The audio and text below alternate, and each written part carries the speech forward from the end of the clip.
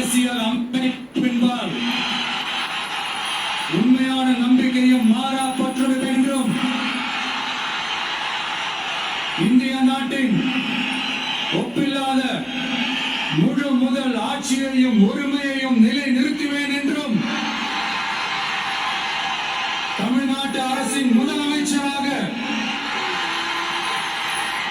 உண்மையாகவும் முழச்சான்றின்படியும் என் கடமைகளை நிறைவேற்றுவேன் என்றும் அரசியல் அமைப்பிற்கும் சட்டத்திற்கும் இணங்க அச்சமும் ஒருதலை சார்பும் இன்றி விருப்பு வெறுப்பை விலக்கி மக்கள் அனைவருக்கும்